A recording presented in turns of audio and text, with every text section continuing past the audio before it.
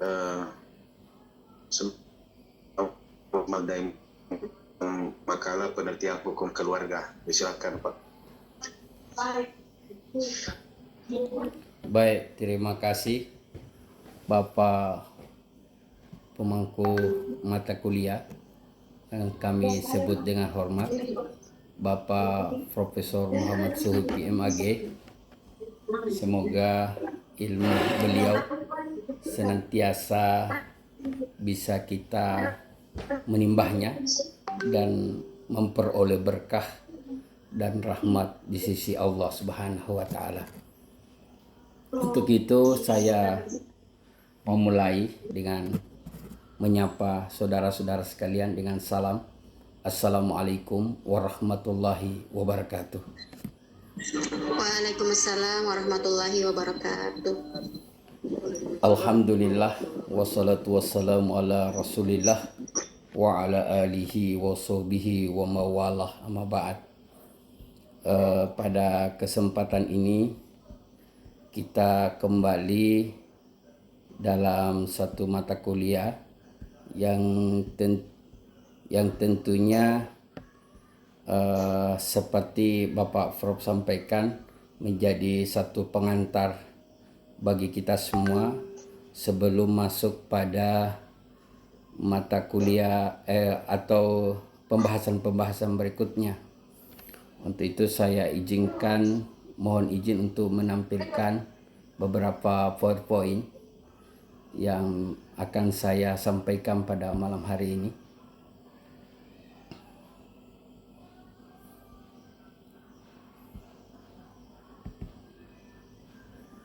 Ya.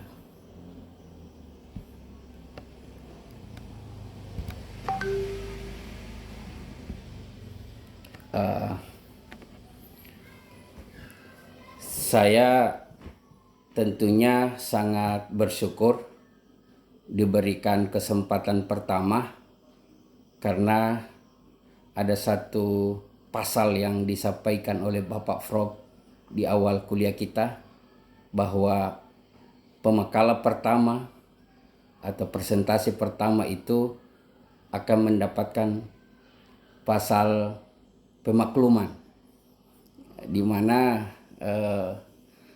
ketika ada keterbatasan dalam penyampaian atau makalah, maka pasal ini yang berlaku. Tentunya saya mengambil bagian yang pertama karena pasal inilah yang menjadi dasar saya, pasal pemakluman. Jadi mohon kiranya saudara-saudara sekalian dapat memaklumi jikalau dalam penyampaian materi saya ini ada hal yang kurang berkenan. Sebelum mengantar pada materi, saya ingin coba menyampaikan terkait dengan latar belakang. Apa latar belakang? Latar belakang itu sesungguhnya saya tentu tidak akan membaca apa yang sudah saya tulis dalam makalah ya, karena kita ini sudah master atau pasca sarjana. Saya coba untuk memberikan saja poin-poin penting yang ingin kita coba diskusikan di malam hari ini. Saya ingin berangkat dari berbagai persoalan-persoalan hukum keluarga. Tentunya pada semester lalu kita sudah banyak diskusikan terkait ruang lingkup hukum keluarga itu sendiri, di mana di dalamnya berbicara tentang perkawinan, di dalamnya berbicara tentang kewarisan dan lain-lain. Itu semua ruang lingkup dalam hukum keluarga kita. Nah, tentunya dalam luar lingkup hukum keluarga ini akan banyak persoalan-persoalan hukum yang kita dapati di masyarakat tentunya. Salah satu contoh misalnya ketika diberlakukannya Undang-Undang nomor 16 tahun 2019 kemarin tentang perubahan terhadap ya kurang kedengaran. Bagus. Bagus. Adanya Undang-Undang Nomor 16 Tahun 2019 atas perubahan Undang-Undang Nomor 1 Tahun 74 yang diberlakukan terhadap masyarakat Indonesia khususnya terkait pernikahan, itu tentunya ada pembatasan umur. Nah, apakah kemudian berlakunya undang-undang ini akan menjadi satu persoalan hukum baru? Apakah undang-undang ini dapat bersesuaian dengan masyarakat? Itu juga menimbulkan satu masalah yang perlu juga untuk dilakukan penelitian-penelitian hukum di dalamnya. Dan begitu juga terkait adanya peristiwa-peristiwa hukum, apakah itu peristiwa pernikahan, apakah itu peristiwa lahirnya seorang anak, tentang keabsahan apakah anak ini sah atau tidak, itu juga menjadi satu persoalan-persoalan hukum yang ada di masyarakat.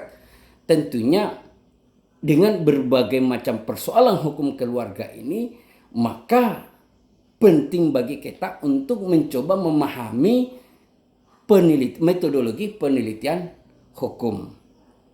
Karena begitu banyak persoalan-persoalan hukum yang timbul, itu membuat kita harus melakukan penelitian terhadap hukum keluarga. Maka saya membuat rumusan masalah berdasarkan latar belakang tersebut. Maka penulis membahas dalam kali apakah pengertian dari penelitian. Kita coba akan memahami dulu bagaimana itu penelitian, kemudian bagaimana itu penelitian hukum keluarga, kemudian apa tujuan dan ciri daripada hukum keluarga, apa fungsi, jenis, dan metodologi penelitian hukum keluarga. Itu coba kita akan rumuskan dalam pembahasan kita pada malam hari ini. Saudara-saudara sekalian, supaya lebih sistematis pembahasan saya akan coba memulai dengan penelitian hukum. Penelitian itu adalah merupakan satu aktivitas ilmiah untuk mencari jawaban dari permasalahan yang nyata atau faktual, atau suatu realitas atau suatu peristiwa hukum yang telah terjadi. Dari pengertian penelitian hukum ini atau penelitian ini, maka kita bisa melihat bahwa penelitian itu merupakan aktivitas ilmiah. Aktivitas ilmiah itu adalah satu kegiatan ilmiah, satu kegiatan yang menggunakan logika-logika, yang punya metodologis, yang bisa dipertanggungjawabkan, atau satu kegiatan yang ilmiah. Artinya penelitian di sini adalah bukan penelitian yang sifatnya tidak bisa dirasionalkan, begitu. Bukan sesuatu yang fiksi gitu loh, tetapi satu penelitian yang ilmiah untuk mencari jawaban dari permasalahan yang nyata. Jadi penelitian hukum itu harus berawal dari permasalahan yang nyata, permasalahan yang faktual, permasalahan yang realitas, atau satu peristiwa hukum yang terjadi. Jadi ketika kita melakukan penelitian itu harus berangkat dari satu peristiwa yang terjadi, harus sesuatu yang nyata, ya, sesuatu yang faktual, sesuatu yang realitas. Kemudian kita lakukan penelitian. Jadi penelitian hukum itu harus berangkat dari satu peristiwa yang telah terjadi. Kemudian penelitian itu bertujuan untuk mengungkapkan kebenaran yang metodologis. Artinya bahwa tujuan dilakukannya penelitian itu untuk mengungkapkan kebenaran secara metodologis, bukan kebenaran yang hakiki. Nah, kebenaran yang bisa terukur. Karena kebenaran yang dihasilkan itu bisa jadi pada masa-masa yang akan datang akan ada kebenaran-kebenaran yang lain yang dilakukan, atau ada penelitian-penelitian yang lain yang juga dilakukan bisa menghasilkan satu kebenaran. Maka kebenaran yang dimaksud di sini adalah kebenaran yang metodologis, bukan kebenaran yang hakiki. Nah, kemudian sistematis dan konsisten. Nah, sistematis dan konsisten ini juga harus fokus, harus runut gitu. Jadi kalau kita biasanya diuji oleh dosen kita, itu pembahasan kita harus sistematis, harus konsisten, ya, sehingga kerangka pikir itu dapat gitu loh. Kemudian sarana pengembangan ilmu pengetahuan, ya. Jadi penelitian itu juga menjadi sarana pengembangan ilmu pengetahuan, karena bisa jadi penelitian, kebenaran terhadap penelitian ini bisa juga dikembangkan terhadap penelitian-penelitian berikutnya, sehingga penelitian ini menjadi satu sarana dalam rangka pengembangan ilmu pengetahuan. Selanjutnya adalah penelitian hukum itu juga harus berbasis pada persoalan hukum. Apakah itu norma ataupun realitas. Ya, jadi kita harus betul-betul melakukan penelitian itu harus berbasis pada persoalan-persoalan hukum. Makanya di dalam ilmu hukum ada banyak yang kita kenal dengan istilah-istilah, ya. Kita bisa kenal dengan objek hukum, ada subjek hukum, ada peristiwa hukum, ada istilah akibat hukum, realitas hukum, fakta hukum, dan lain sebagainya. Nah, itu juga penelitiannya harus berbasis pada persoalan-persoalan hukum, karena ini berbeda dengan ilmu-ilmu lainnya. Maka kita harus berbasis pada persoalan hukum. Apalagi kita meneliti lebih spesifik lagi pada hukum keluarga, maka penelitian kita lebih kita spesifikkan lagi pada penelitian hukum keluarga. Kemudian mempunyai karakter spesifik dibanding dengan penelitian ilmu lainnya. Artinya penelitian hukum keluarga ini kita harus lebih spesifikkan pada hukum keluarga yang menjadi satu peristiwa hukum. Selanjutnya, menurut pakar, bahwa seperti yang dikatakan oleh Sajono Soekanto, bahwa penelitian hukum adalah satu kegiatan ilmiah yang didasarkan pada metode, sistematika, dan pemikiran tertentu yang bertujuan untuk mempelajari satu atau beberapa gejala hukum tertentu dengan jalan menganalisanya. Jadi tentunya kita melakukan satu penelitian hukum itu adalah satu kegiatan yang didasarkan pada metodologis yang jelas, sistematika, dan pemikiran tertentu yang bertujuan mempelajari satu atau beberapa gejala hukum tertentu. Selanjutnya, jenis dan metode penelitian hukum keluarga. Pertama, kita harus memahami bahwa ada penelitian hukum normatif, ada penelitian hukum empiris. Nah, ini juga harus kita pahami selaku teman-teman mahasiswa, juga harus memahami ini. Tentu Bapak Profesor lebih paham daripada pemakalah. Tapi sedikit saya menjelaskan bahwa penelitian hukum normatif adalah penelitian hukum yang mengkaji hukum tertulis dari berbagai aspek, yaitu aspek teori, sejarah, perbandingan struktur, komposisi, penjelasan umum, dan pasal demi pasal, formalitas dan kekuatan mengikat satu undang-undang serta bahasa yang digunakan adalah bahasa hukum.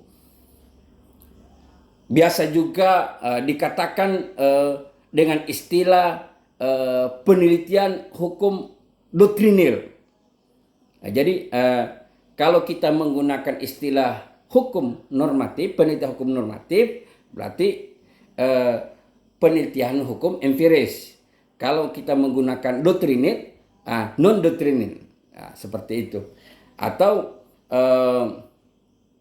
biasa kita menggunakan istilah juga studi pustaka atau studi lapangan dan lain sebagainya. Bisa. Jadi penelitian normatif adalah penelitian hukum yang mengkaji hukum secara terus. Itu berkaitan dengan kaidah, ya, berkaitan dengan norma, berkaitan dengan peraturan-peraturan, ya, beraturan dengan perundang-undangan. Nah, itulah yang kemudian kita lakukan penelitian berdasarkan penelitian hukum secara normatif. Jadi kalau kita menggunakan penelitian dengan metode normatif, itu kita lakukan penelitian dalam menganalisa perundang-undangan atau kaidah-kaidah atau peraturan dan lain sebagainya. Kemudian yang kedua adalah penelitian hukum secara empiris. Penelitian hukum empiris adalah satu metode penelitian hukum yang berfungsi untuk melihat hukum dalam artian nyata dan meneliti bagaimana bekerjanya hukum di lingkungan masyarakat.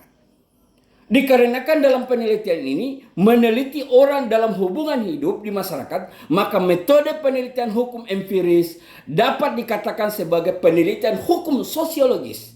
Dapat dikatakan bahwa penelitian hukum yang diambil dari fakta-fakta yang ada dalam satu masyarakat atau badan hukum atau badan pemerintah.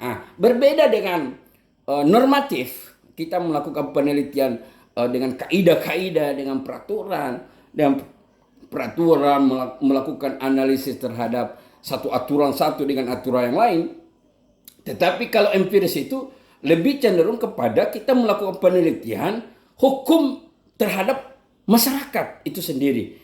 Apakah misalnya berlakunya hukum Undang-Undang nomor 16 tahun 2019 yang saya contohkan dengan pernikahan itu, batas umurnya yang dibatasi oleh pemerintah itu, apakah efektivitasnya bagaimana? Ini juga bisa kita teliti. Apakah dengan adanya Undang-Undang nomor 16 tahun 2019, maka tingkat pernikahan di bawah umur itu menurun atau naik? Ini juga bisa kita teliti dalam masyarakat. Dengan menggunakan pendekatan hukum secara empiris. Selanjutnya, penelitian empiris itu pun ternyata dibagi dua. Penelitian yuridis sosiologis, penelitian sosiologis berdasarkan kepada peraturan perundang-undangan. Fokus penelitian ini adalah bagaimana pengaruh atau akibat dan hubungan mengenai suatu sistem atau norma atau aturan yang sudah berlaku di masyarakat itu sendiri. Kalau kita baca buku Profesor Suharsi di Arikanto tentang prosedur penelitian, beliau menjelaskan tentang sifat penelitian. Sifat penelitian itu ada korelasi sejajar atau korelasi sebab akibat. Biasa kita menggunakan apa hubungan undang-undang ini, misalnya apakah hubungan undang-undang ini terhadap masyarakat ini? Apa hubungannya? Apakah masyarakat satu daerah memiliki hubungan korelasi sejajar atau korelasi sebab akibat? Apakah adanya peraturan ini mengakibatkan itu atau menyebabkan ini? Itu juga bisa kita lakukan. Itulah disebut dengan penelitian yuridis sosiologis. Kemudian adalah penelitian sosiologis. Tapi ini masih dalam kaitannya empiris tadi. Dibagi dua. Ya. Antara undang-undang dengan masyarakat atau peraturan terhadap masyarakat itu sendiri. Yang kedua yang diteliti penelitian sosiologi adalah tentang hukum bukan hanya sebuah peraturan tertulis saja, tetapi wujudkan sebagai ciri sebuah perilaku masyarakat terhadap suatu aspek kehidupan sosial. Setelah itu dijelaskan serta dianalisis secara deskriptif kualitatif untuk menemukan gambaran yang sebenarnya. Nah ini, jadi empiris itu bagi dua juga. Satu, meneliti bagaimana undang-undang terhadap masyarakat, keberlakuan terhadap masyarakat itu, kemudian disebut dengan penelitian yuridis sosiologis, kemudian penelitian sosiologis, bagaimana perilaku masyarakat terhadap hukum yang sudah diberlakukan. Nah, kira-kira begitu, Pak. Selanjutnya,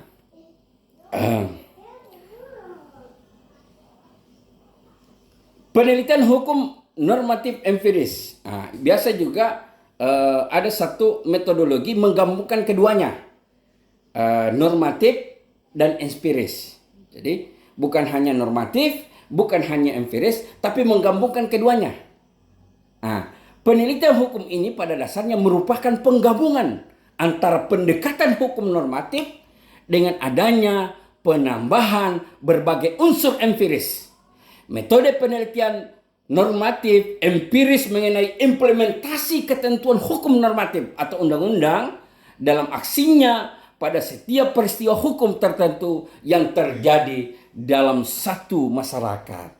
Jadi saudara-saudara sekalian, tentunya saya tidak begitu banyak memiliki pengetahuan untuk menjelaskan berbagai metodologi penelitian hukum keluarga.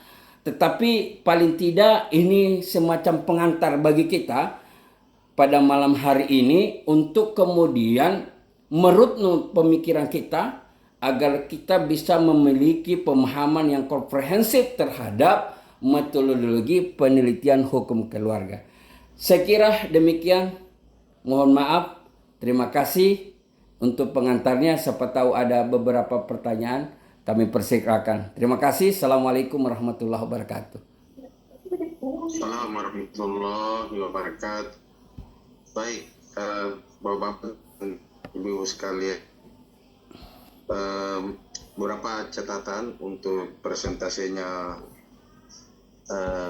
Pak Gunawan ini. Pertama, fokus bahwa penelitian hukum itu berbeda dengan penelitian ilmu-ilmu yang lain karena perbedaan karakter hukum, maka kemudian dibutuhkan metodologi penelitian khusus, yaitu metodologi penelitian hukum. Setelah itu kemudian penelitian hukum lagi berbeda dengan